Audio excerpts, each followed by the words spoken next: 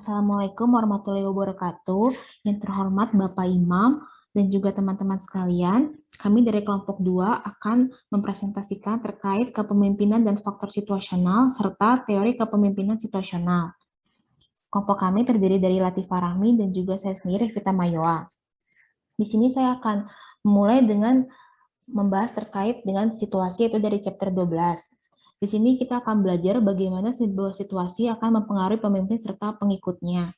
Situasi yang terjadi itu bukan hanya sesuatu yang terjadi dan harus diadaptasi oleh pemimpin dan followers, tetapi pemimpin dan followers juga harus dapat mengubah situasi atau juga dengan mewujudkan hasil yang ingin dicapai.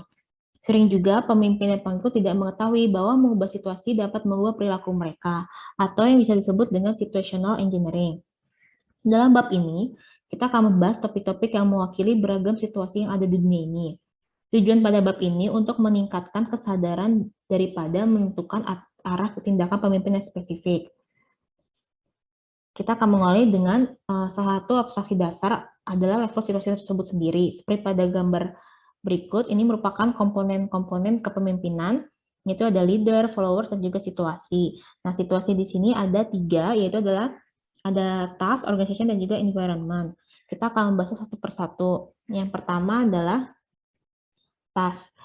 Task di sini adalah level dasar dalam sebuah situasi yang melibatkan tugas yang dikerjakan baik oleh individu dan juga sebuah organisasi. Industri masa kini menyusun bagaimana tugas yang diberikan dapat mempengaruhi kepuasan dan produktivitas individu. Di sini menunjukkan bagaimana tugas itu bervariasi. Yang pertama adalah dikarenakan dia task otonomi, yaitu adalah sejauh mana kontrol seseorang atas apa yang dilakukan dan bagaimana melakukannya. Yang kedua adalah task feedback, yaitu adalah sejauh mana hasil kinerja dari mengerjakan tugas tersebut. Nah, yang ketiga adalah task structure, yang mana di sini terdiri dari 2 structure, yaitu adalah yang terstruktur dan juga tidak terstruktur. Nah, kalau yang terstruktur itu adalah adanya aturan, sedangkan kalau unstructured itu adalah tergantung dengan moral seseorang. Sedangkan yang keempat adalah task interdependence, yang mana merupakan bagaimana tugas membutuhkan koordinasi dan juga sinkronisasi dalam sebuah grup atau tim untuk mencapai tujuan. Nah, apa kaitannya dengan kepemimpinan? Dalam hal tugas sering dijumpai masalah-masalah serta tantangan-tantangan. Menurut Ronald Heifetz, bahwa kita sering menghadapi masalah atau tantangan yang mana sumber pemecahan masalahnya itu sudah ada. Menurut beliau, ada 2 aspek pada sumber daya pemecahan tersebut. Yang pertama adalah masalah yang teknikal atau technical problems, yaitu adalah masalah-masalah yang memerlukan metode spesialisasi seperti itu. Seperti contohnya ada ketika kita mendapatkan bahwa komputer kita di kantor rusak, tentu kita akan mencari orang yang memiliki keahlian dan paham terhadap komputer. Sedangkan kalau adaptive problem itu berbeda dengan technical problem yang mana membutuhkan pemimpin yang adaptif juga, karena beberapa dari masalah yang dihadapi itu tidak dapat diselesaikan dengan sumber daya yang ada, melainkan harus melakukan perubahan yang mendasar. Jadi bisa dikatakan bahwa technical problems itu dapat diselesaikan tanpa mengubah sistem, sedangkan kalau adaptive problems itu hanya dapat diselesaikan dengan mengubah sistem itu sendiri. Biasanya adaptive problems itu merupakan masalah sosial, sehingga adanya perbedaan pendekatan kepemimpinan dalam menyelesaikan masalah untuk adaptive problems dibandingkan technical problems. Yang mana adaptive problems itu juga membutuhkan nilai-nilai setiap orang, serta melibatkan hati dan pikiran mereka, tidak hanya pemimpinnya saja. Nah, ini ada pada tabel yang mana bagaimana dengan technical, bahwa sudah ada ya cara dalam untuk menyelesaikan masalahnya, sedangkan kalau adaptif itu harus mencari cara-cara baru gitu ya. Sedangkan kalau technical yang mengerjakannya adalah orang-orang yang memiliki otoritas gitu ya. Sedangkan kalau adaptif itu orang-orang yang mengalami tantangan tersebut seperti itu. Selanjutnya kita akan membahas terkait dengan organisasi. Organisasi ini kita sudah belajar juga di mata kuliah sebelumnya ya terkait dengan organisasi. Di sini ada menurut Kaplan dan Norton yang mana mereka menjelaskan perubahan-perubahan itu ada berbagai cara gitu ya. Dari khususnya untuk era industrial dan juga era sekarang transformasi. Yang mana itu ada yang pertama adalah cross function. Kalau cross function itu adalah yang pertama bahwa kalau organisasi pada era industrial itu memperoleh keuntungan kompetitif melalui keterampilan spesialisasi gitu atau fungsional seperti pada area manufacturing, distribusi, marketing, dan teknologi. Sedangkan kalau era sekarang itu sudah banyak terintegrasi sehingga banyak bisnis proses yang memotong tradisional fungsi bisnis. Yang kedua adalah links to customers and supplier, yang mana biasanya kalau era lama itu transaksi itu diputuskan merupakan keputusan gitu, kesepakatan antara supplier dengan customer. Sedangkan kalau sekarang itu sudah antara supplier, produksi, bahkan delivery proses itu sudah mampu menyediakan integrasi. Yang ketiga adalah customer segmentation.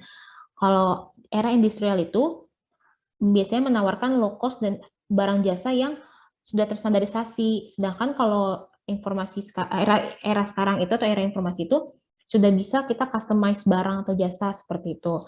Dan yang keempat pasti perbedaan global scale ya, skala global, yang mana kalau era sekarang itu sudah banyak aktivitas organisasi itu lintas negara, bahkan terkait dengan investasi juga lintas negara. Nah, sedangkan kalau inovasi ini diyakini bahwa inovasi yang sudah diciptakan di masa sekarang itu belum tentu sukses di masa yang akan datang, sehingga setiap era itu harus bisa memberikan inovasi-inovasi baru gitu ya, dan juga harus bisa mampu untuk mengantisipasi apa sih kebutuhan dari para customer di masa depan. Nah, yang keenam itu adalah knowledge workers, yang mana kemampuan dari pekerja itu berbeda dengan yang sekarang dan juga yang era industrial, yang mana kalau era industrial itu menunjukkan hanya sesuai dengan tugas yang diberikan, sedangkan kalau era sekarang itu karyawan itu harus mampu memberikan kontribusi nilainya dengan apa yang mereka ketahui dan apa yang dapat diberikan.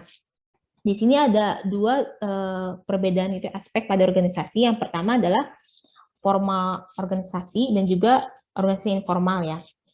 Nah, kita akan bahas satu-satu. Yang pertama adalah formal organisasi. Di sini membahas terkait dengan level otoritas atau level hierarki pada suatu organisasi, yang mana di sini akan menunjukkan terkait dengan efektivitas kebiasaan gitu ya di organisasi tersebut. Nah, di sini yang pertama adalah horizontal complexity, di mana di sini itu membahas terkait kompleksitas kotak-kotak gitu. Kalau kita tahu struktur organisasi gitu ya, kotak-kotak yang horizontal, berarti semakin banyak kan berarti akan semakin banyak fungsi-fungsi dari yang dibutuhkan oleh organisasi tersebut. Sedangkan kalau vertical complexity itu merujuk pada level-level organisasi gitu ya, atau otoritasnya gitu. Kalau di buku dikatakan bahwa biasanya kalau organisasi yang simple itu biasanya hanya memiliki 2 atau 3, bahkan bisa ada juga yang kalau yang kompleks sekali itu bisa nyampe 10 atau lebih. Sedangkan kalau terkait dengan kompleksitas spatial ini mendeskripsikan terkait dengan geographic dispersion. Di sini maksudnya adalah ketika sebuah organisasi lokasinya itu hanya satu, itu kompleksitas spatialnya itu akan lebih sedikit dibandingkan yang lokasinya itu tersebar di mana-mana, atau biasanya kan sekarang banyak organisasi yang memiliki lokasi yang berbeda-beda di berbagai negara seperti itu. Selanjutnya kita akan bahas terkait dengan the informal organization, yang mana di sini ada dua, yaitu organizational cultures dan juga organizational climate, yang mana organizational cultures ini membahas terkait dengan sistem, terkait dengan background, norma, value, keyakinan dari anggota-anggotanya. Sedangkan kalau yang organizational climate itu terkait dengan subjective reaction anggota-anggota pada organisasi. Nah, kaitannya dengan kepemimpinan, bahwa pemimpin itu harus bisa bermain peran pada budaya organisasi, tidak hanya terpengaruh oleh budaya organisasi itu sendiri gitu.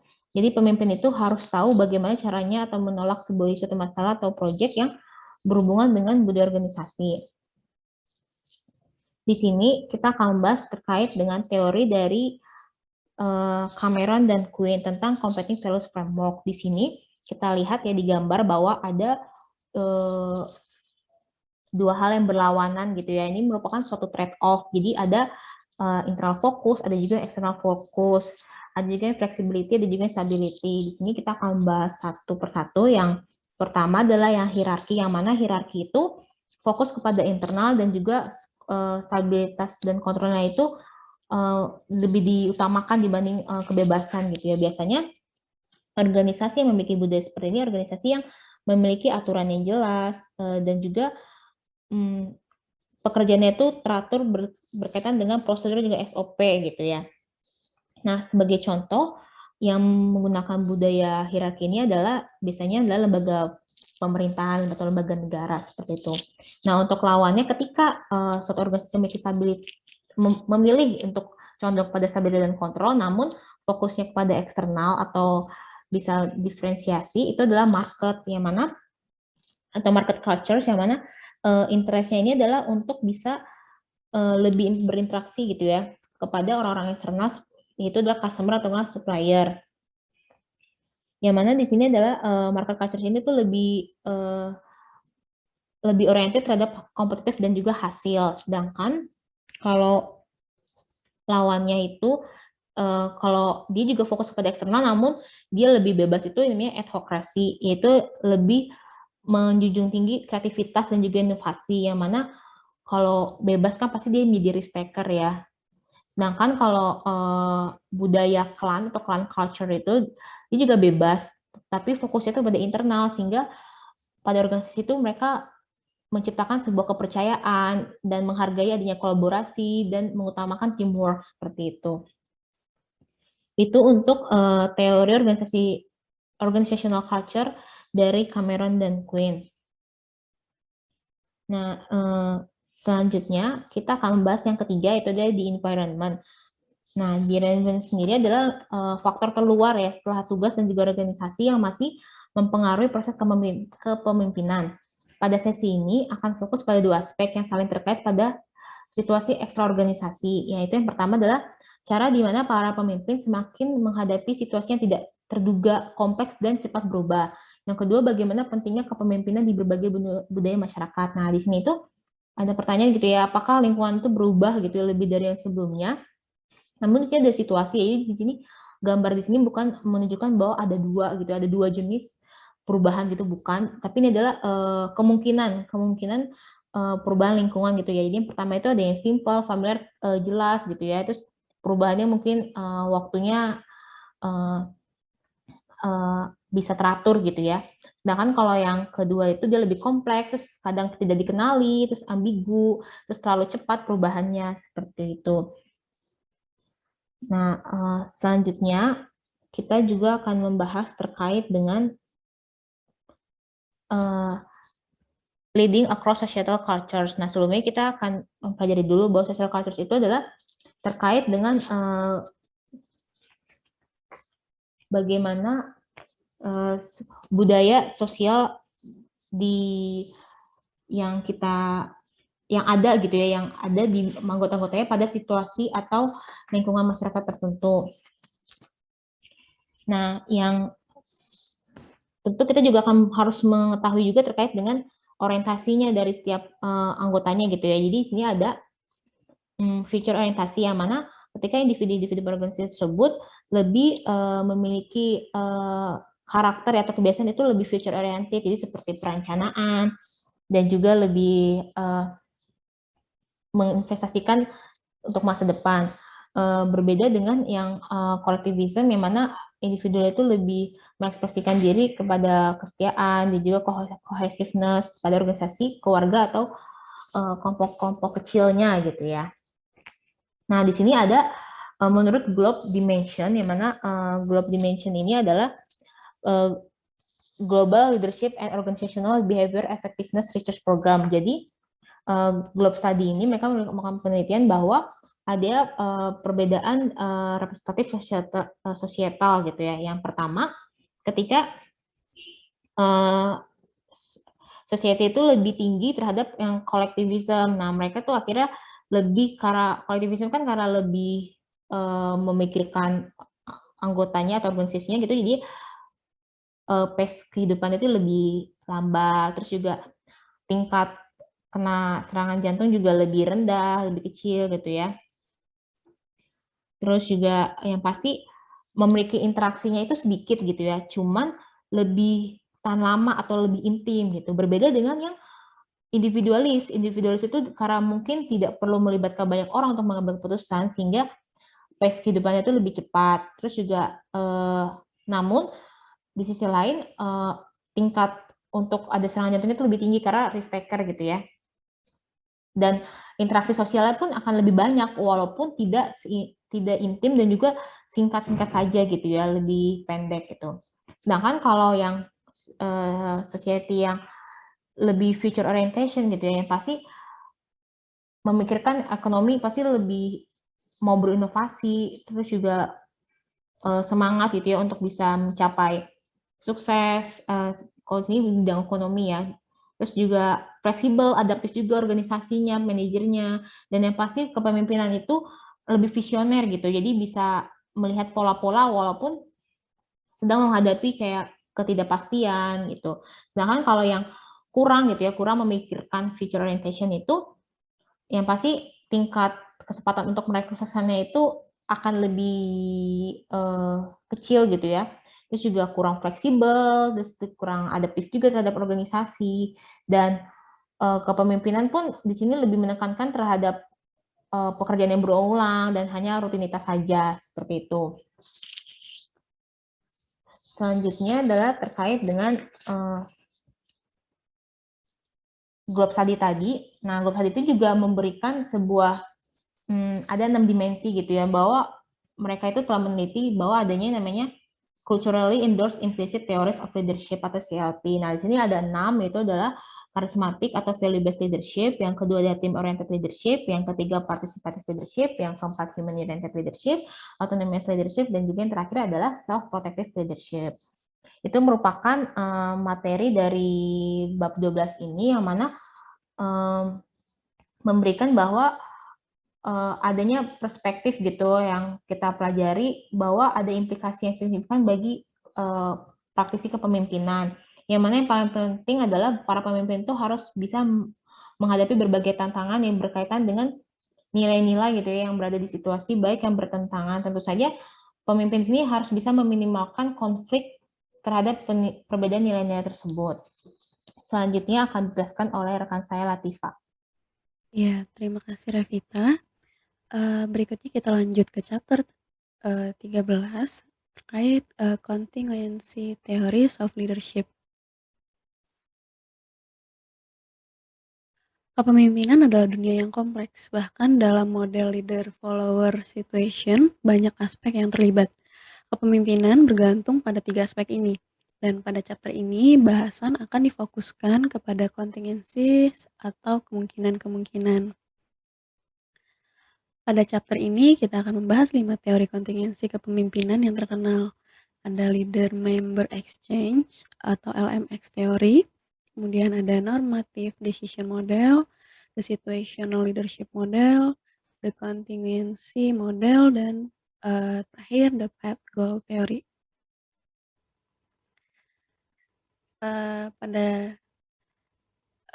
Pertama adalah leader member exchange teori. Pada chapter 1, kita mengenal istilah interaksi in-group dan out-group antara leader dan follower. Hubungan ini dikenal dengan hubungan diadik atau yang dua arah. Namun, seiring berjalannya waktu, berkembang menjadi leader-member exchange atau LMX. Pada dasarnya, LMX berpendapat bahwa para pemimpin tidak memperlakukan semua follower seolah-olah mereka adalah kelompok yang setara. Sebaliknya, pemimpin membentuk hubungan khusus dan unik dengan setiap bawahan, sehingga menciptakan serangkaian hubungan diadik. Secara umum, seperti yang baru saja disebutkan, keterkaitan cenderung dibedakan menjadi 2 kelompok besar. Dalam outgroup atau hubungan pertukaran berkualitas rendah, interaksi interpersonal sebagian besar terbatas pada pemenuhan kewajiban. Dengan bawahan lain atau in-group, para pemimpin membentuk hubungan pertukaran berkualitas tinggi yang melampaui apa yang dibutuhkan dari sebuah pekerjaan. Hubungan berkualitas tinggi ini memang pertukaran, karena kedua belah pihak diuntungkan. Dalam pertukaran untuk tingkat kinerja tugas yang lebih tinggi dari bawahan, para pemimpin dapat berkontribusi sebagai pemberdayaan, sponsor bawahan dalam jaringan sosial, dan melakukan mentoring. Ada evolusi yang cukup besar dalam penelitian dan pemikiran LMX dari waktu ke waktu. Sejak awal, fokusnya adalah pada tahap perkembangan saat proses hubungan itu dikembangkan. Nah, tahapan ini biasanya digambarkan sebagai berikut. Ada role taking, ini terjadi di awal pengalaman kerja bawahan. Di sini pemimpin menawarkan peluang dan mengevaluasi kinerja dan potensi bawahan. Kemudian ada role making, adalah tahapan di mana sebuah peran diciptakan berdasarkan proses membangun kepercayaan. Tahapan ini bisa dikatakan tahapan yang rapuh dan setiap pengkhianatan atau betrayal yang dirasakan dapat menyebabkan si follower dikeluarkan dari in-group dan dipindahkan ke out-group. Kemudian ada rutinisasi, terjadi saat hubungan sudah mulai stabil dan membaik. Pada tahap inilah persamaan untuk in-group dan perbedaan yang sering ditonjolkan untuk out-group menjadi sangat kuat.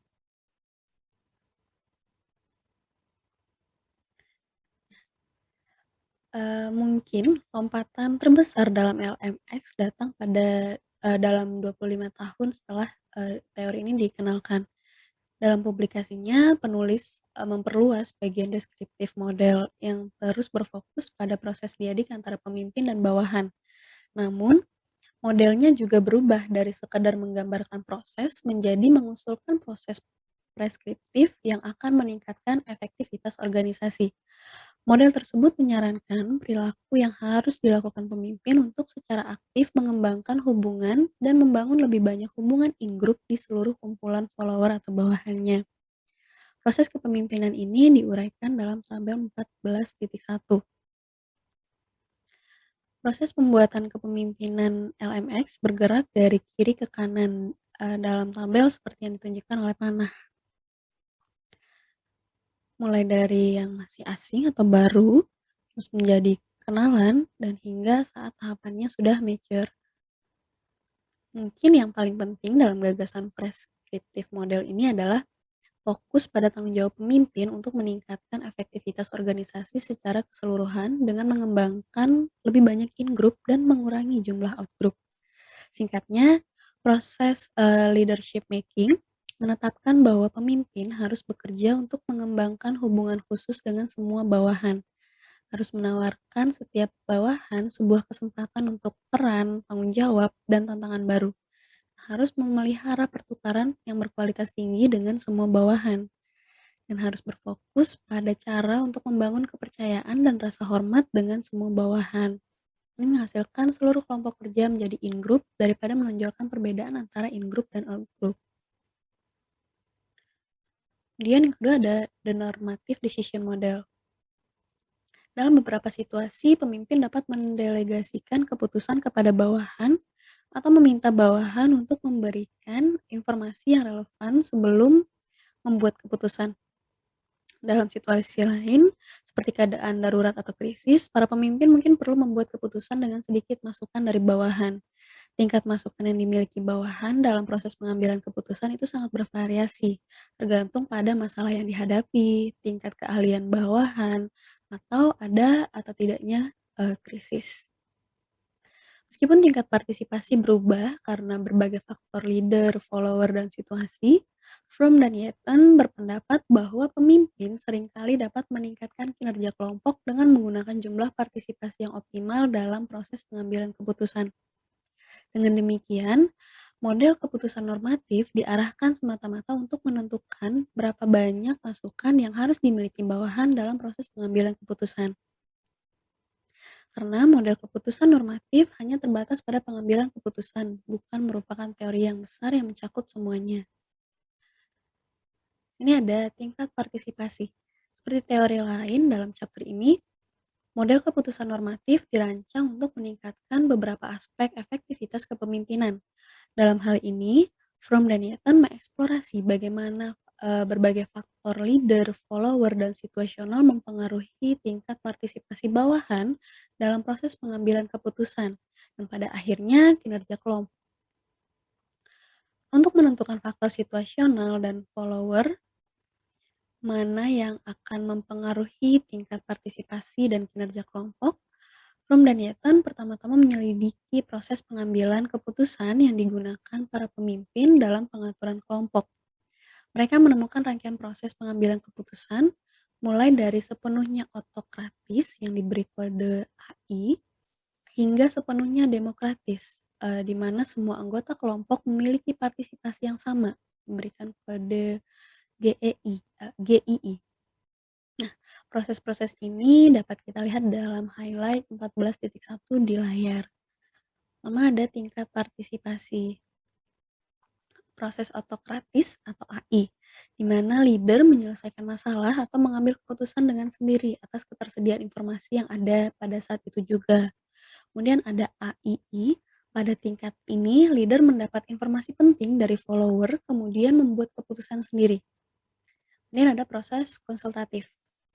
Dengan kode CI, pemimpin berbagi masalah dengan followernya secara individu. Kemudian pemimpin membuat keputusan, keputusan ini bisa jadi dipengaruhi oleh masukan dari followernya, atau bisa jadi tidak terpengaruh sama sekali. Ini ada CII, pemimpin berbagi masalah dengan follower dalam sebuah meeting. Dalam meeting ini, pemimpin akan mendapatkan ide dan masukan dari follower. Namun keputusan yang dibuat bisa jadi mencerminkan apa yang dia dapatkan dalam meeting, namun bisa juga tidak. Kemudian, ada grup proses atau GII, pemimpin berbagi masalah dengan follower-nya dalam sebuah kelompok. Bersama-sama mereka menghasilkan dan mengevaluasi alternatif dan berusaha untuk mencapai kesepakatan pada solusi. Nah, peran pemimpin sangat mirip dengan seorang ketua di sini. Mengkoordinasikan diskusi, menjaganya tetap fokus pada masalah, dan memastikan isu-isu kritis didiskusikan. Dia dapat memberikan informasi atau ide yang dia miliki kepada kelompoknya, tapi dia tidak, coba menekan kelompok itu untuk mengadopsi solusi miliknya. Selain itu, para pemimpin yang mengadopsi tingkat partisipasi ini bersedia menerima dan menerapkan solusi apapun yang, mendapat dukungan dari seluruh anggota kelompok.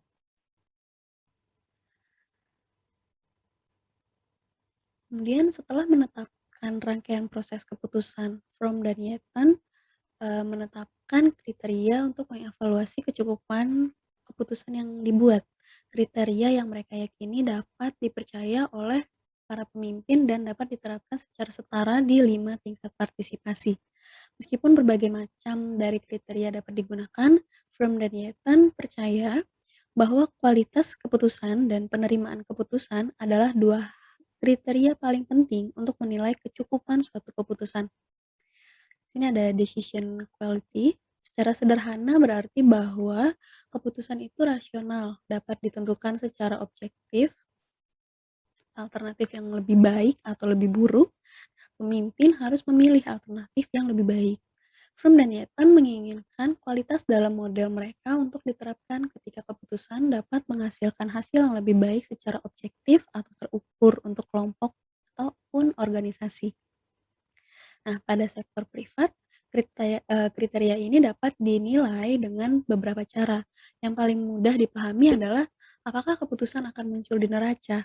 Dalam hal ini, keputusan berkualitas tinggi atau sebaliknya yang berkualitas rendah akan memiliki dampak langsung dan terukur pada laba organisasi.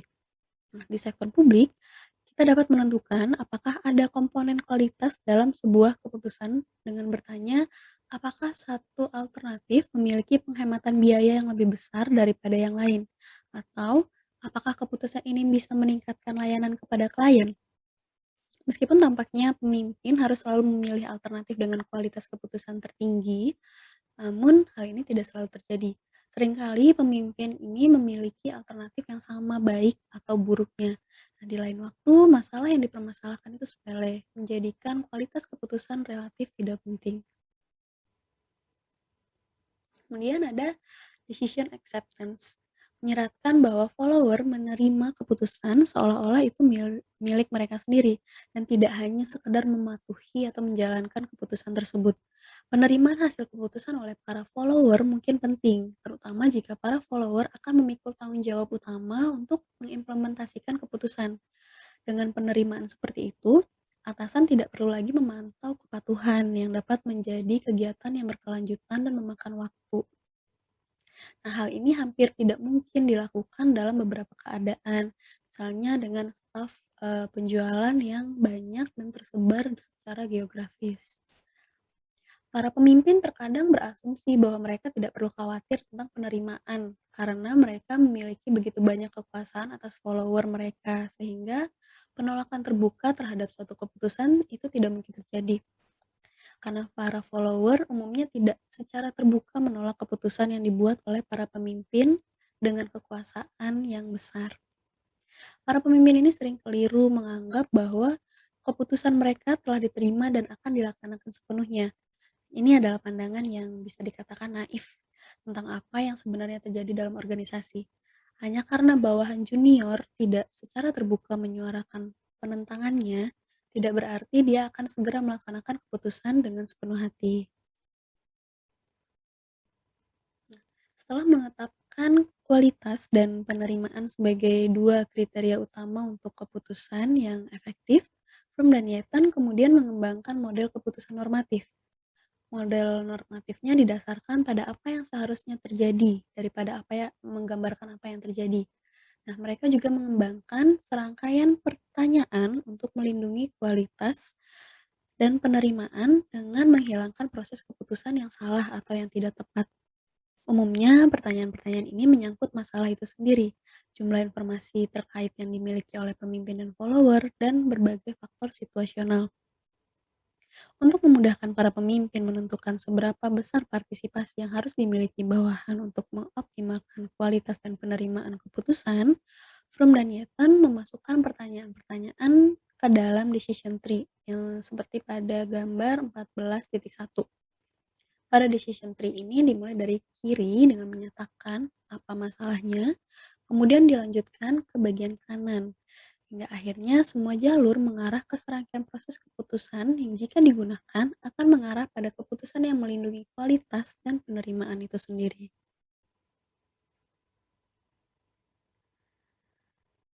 Kemudian ada the situational leadership model. Situational leadership model ini telah berkembang dari waktu ke waktu. Initiating structure berubah menjadi test behavior yang didefinisikan sebagai sejauh mana seorang pemimpin merinci tanggung jawab individu atau kelompok. Test behavior termasuk memberitahu orang apa yang harus dilakukan, bagaimana melakukannya, kapan melakukannya, dan siapa yang melakukannya. Demikian pula consideration. Consideration ini berubah menjadi relationship behavior atau seberapa banyak pemimpin terlibat dalam komunikasi dua arah. Relationship behavior sendiri ini termasuk mendengarkan, mendorong, memfasilitasi, klarifikasi, menjelaskan mengapa tugas itu penting, dan memberikan dukungan. Dalam kepemimpinan situasional, kesiapan follower mengacu pada kemampuan dan kemauan follower untuk menyelesaikan tugas tertentu. Kesiapan bukanlah penilaian terhadap kepribadian, sifat, nilai, usia, dan sebagainya sebagai seorang individu. Eee, buk Bisa dikatakan ini bukan karakteristik pribadi, melainkan seberapa siap seseorang untuk melakukan tugas tertentu. Setiap follower yang diberikan mungkin memiliki kesiapan yang rendah untuk melakukan satu tugas, namun memiliki kesiapan yang lebih tinggi untuk melaksanakan tugas lain yang berbeda. Pada bagian horizontal di gambar 14.3, ini menggambarkan kesiapan follower yang meningkat dari kanan ke kiri. Ada 4 segmen yang di sepanjang rangkaian ini mulai dari R1 terendah hingga R4 tertinggi. Namun, sepanjang rangkaian ini penilaian kesiapan follower bisa sangat subjektif. Seorang follower yang memiliki tingkat kesiapan yang tinggi jelas akan termasuk pada kategori R4. Seperti halnya seorang follower yang tidak mampu dan tidak mau atau terlalu insecure untuk melakukan suatu tugas, maka dia akan termasuk ke dalam kategori R1.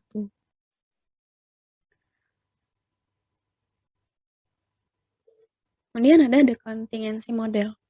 Meskipun pemimpin mungkin dapat mengubah perilaku mereka terhadap bawahan individu, para pemimpin juga memiliki kecenderungan perilaku yang dominan. Beberapa pemimpin mungkin secara umum lebih mendukung dan berorientasi pada hubungan, sedangkan yang lain mungkin lebih peduli dengan tugas atau pencapaian sebuah tujuan. Pada model kontingensi mengakui bahwa para pemimpin memiliki kecenderungan perilaku umum ini dan menentukan situasi di mana para pemimpin tertentu mungkin lebih efektif daripada yang lainnya.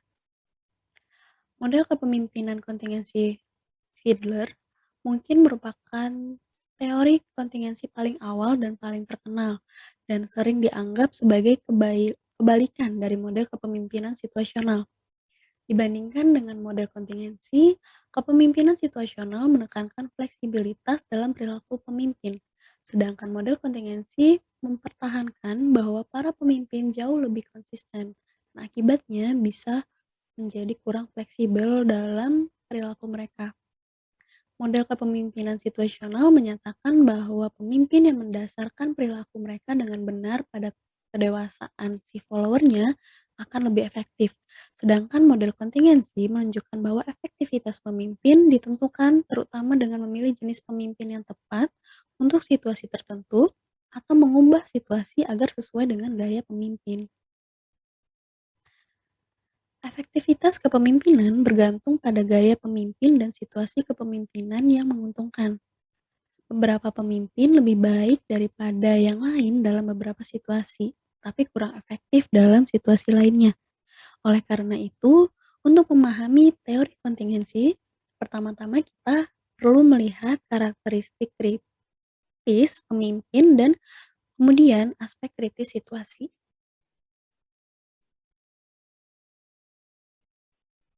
Ada the least preferred coworker scale digunakan untuk menentukan gaya atau kecenderungan umum seorang pemimpin.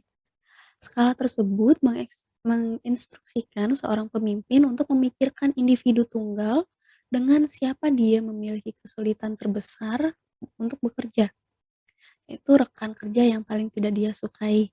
Dan kemudian menggambarkan individu tersebut dalam serangkaian kata sifat seperti ramah tidak ramah, membosankan atau menarik, dan tulus atau tidak tulus.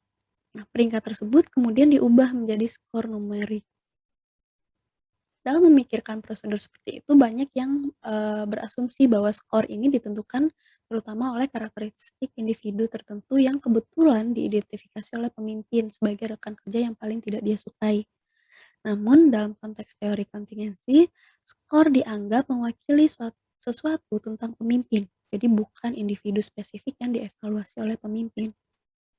Berdasarkan skor LPC mereka, pemimpin dikategorikan menjadi dua kelompok, pemimpin LPC rendah dan pemimpin LPC tinggi. Dalam hal hierarki motivasi mereka, para pemimpin LPC rendah dimotivasi terutama oleh tugas. Berarti para pemimpin ini memperoleh kepuasan terutama dari pencapaian tugas. Namun dalam hal hierarki motivasi untuk para pemimpin yang LPC-nya tinggi, mereka dimotivasi terutama oleh hubungan, yang berarti para pemimpin ini puas jika mereka dapat membangun dan memelihara hubungan interpersonal yang erat. Nah, variabel penting lainnya dalam model kontingensi adalah favorable situational atau situational favorability, yang merupakan jumlah kontrol yang dimiliki pemimpin atas followernya. Agaknya memang semakin banyak kendali yang dimiliki oleh seorang pemimpin atas follower, semakin menguntungkan situasinya. Setidaknya begitulah sudut pandang pemimpin. Fiedler memasukkan 3 sub-elemen dalam situasi yang favorable. Ini adalah hubungan antara pemimpin anggota atau leader-member relation, kemudian ada struktur tugas atau task structure, dan kekuasaan posisi atau position power. Leader-member relation adalah yang paling kuat dari 3 sub-elemen dalam menentukan situasi favorable secara keseluruhan. Mereka melibatkan sejauh mana hubungan antara pemimpin dan follower umumnya kooperatif dan ramah atau antagonis dan sulit. Pemimpin yang menilai hubungan pemimpin anggota sebagai suatu yang lebih, mereka memiliki dukungan dari follower mereka dan dapat mengandalkan loyalitas dari follower mereka. Kemudian ada task structure merupakan potensi kedua dalam menentukan kesukaan situasi secara keseluruhan. Di sini pemimpin secara objektif menentukan task structure dengan menilai apakah ada deskripsi rinci tentang produk kerja, standar operasi prosedur, atau indikator objektif seberapa baik tugas itu diselesaikan. Semakin seseorang dapat menjawab pertanyaan-pertanyaan ini dengan tegas, semakin tinggi struktur tugasnya. Kemudian ada power position. Power position ini adalah yang terlemah dari 3 elemen favorable situational. Pemimpin yang memiliki gelar otoritas atau pangkat, wewenang untuk memberikan penghargaan dan hukuman, dan legitimasi untuk melakukan penilaian kinerja followernya, memiliki kekuatan posisi yang lebih besar daripada pemimpin yang tidak memiliki sama sekali. Nah, bobot dari ketiga komponen ini dapat digunakan untuk menciptakan rangkaian favorable situational. Saat menggunakan model kontingensi, para pemimpin pertama-tama diminta untuk menilai item yang mengukur kekuatan leader-member relation, task structure, dan tingkat power position mereka. Peringkat ini kemudian diberikan bobot dan digabungkan untuk menentukan tingkat situasional secara keseluruhan favorable yang dihadapi oleh pemimpin. Kemudian dibagi menjadi oktan yang mewakili tingkat kesukaan situasional yang berbeda.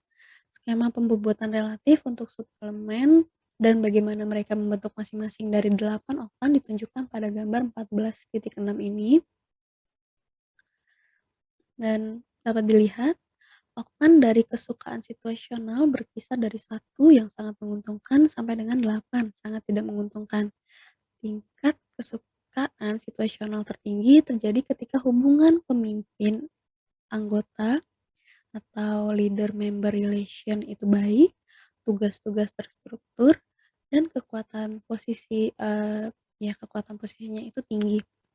Tingkat kesukaan situasional terendah terjadi ketika ada konflik antara leader membernya dan tugas-tugas tidak terstruktur atau tidak jelas, dan pemimpinnya tidak ada kekuatan untuk memberi penghargaan atau menghukum bawahan. Kemudian terakhir ada path goal theory. Path goal theory menggunakan asumsi dasar yang sama dengan teori ekspektasi. Pada tingkat yang paling mendasar, pemimpin yang efektif akan memberikan atau memastikan ketersediaan imbalan yang berharga bagi followernya atau tujuan, kemudian membantu mereka menemukan cara terbaik untuk mencapainya atau jalan. Dalam praktiknya, pemimpin yang efektif akan membantu follower mengidentifikasi dan menghilangkan hambatan dan menghindari jalan buntu. Pemimpin juga akan menyediakan dukungan emosional sesuai kebutuhan, tugas, dan hubungan kepemimpinan ini pada dasarnya melibatkan peningkatan perkiraan probabilitas follower terhadap upaya kinerja dan kinerja reward. Dengan kata lain, tindakan pemimpin harus memperkuat keyakinan follower bahwa jika mereka mengerahkan tingkat upaya tertentu, mereka akan lebih mungkin untuk menyelesaikan tugas. Dan jika mereka menyelesaikan tugas, mereka akan lebih mungkin untuk mencapai reward. Sini ada leader behavior. Ada 4 perilaku pemimpin dalam path goal theory. Pertama, directive leadership. Perilaku pemimpin ini mirip dengan perilaku tugas dari model kepemimpinan situasional. Mereka termasuk memberitahu follower apa yang diharapkan untuk mereka lakukan, bagaimana mereka melakukannya, kapan itu harus dilakukan, dan bagaimana pekerjaan mereka itu cocok dengan pekerjaan orang lain. Perilaku ini juga mencakup pengaturan jadwal, penetapan norma, dan memberikan harapan bahwa follower akan mematuhi prosedur dan peraturan yang telah ditetapkan. Kemudian ada supportive leadership. Perilaku kepemimpinan yang mendukung termasuk memiliki interaksi yang sopan dan ramah, mengungkapkan perhatian yang tulus untuk kesejahteraan follower dan kebutuhan individu, dan tetap terbuka dan mudah didekati oleh follower. Perilaku ini yang mirip dengan perilaku hubungan dalam model kepemimpinan situasional, juga ditandai dengan perhatian pada tuntutan bersaing untuk memperlakukan follower secara setara sambil mengakui perbedaan status antara pemimpin dan follower itu sendiri. Kemudian ada partisipatif leadership. Pemimpin partisipatif terlibat dalam perilaku yang menandai perilaku konsultatif dan kelompok yang dijelaskan oleh Fromm dan Yeaton. Dengan demikian, mereka ini cenderung berbagi masalah dengan dengan follower-nya, meminta saran, perhatian, dan rekomendasi dari follower, dan mereka mempertimbangkan masukan ini dalam proses pengambilan keputusan. Kemudian terakhir ada achievement oriented leadership. Pemimpin yang menunjukkan perilaku ini akan dilihat sebagai seorang yang menuntut dan mendukung dalam interaksi dengan follower mereka. Pertama, mereka akan menetapkan tujuan yang menantang untuk perilaku kelompok dan follower. Terus mereka mencari cara untuk meningkatkan kinerja dan mengharapkan follower untuk selalu tampil di level tertinggi mereka. Tapi mereka akan mendukung perilaku ini dengan menunjukkan tingkat kepercayaan diri yang tinggi bahwa bawahan jika melakukan upaya yang diperlukan akan mencapai hasil yang diinginkan. Lebih jauh lagi akan dapat memikul tanggung jawab yang lebih besar di masa depan. Ini ada the followers. Dalam hal dalam hal kepuasan follower, path goal teori menunjukkan bahwa perilaku pemimpin akan dapat diterima oleh follower sejauh follower melihat perilaku pemimpin ini baik sebagai sumber kepuasan langsung atau sebagai instrumen langsung dalam mencapai satisfaction di masa depan. Persepsi follower tentang keterampilan dan kemampuan mereka sendiri untuk melakukan tugas tertentu juga dapat memengaruhi dampak perilaku pemimpin. Follower yang percaya bahwa mereka sangat mampu melakukan tugas tidak cenderung termotivasi atau bersedia menerima pemimpin yang direktif, seperti halnya pemimpin yang menunjukkan perilaku partisipatif. Nah, di sini termasuk tugas, sistem otoritas formal, dan kelompok kerja utama.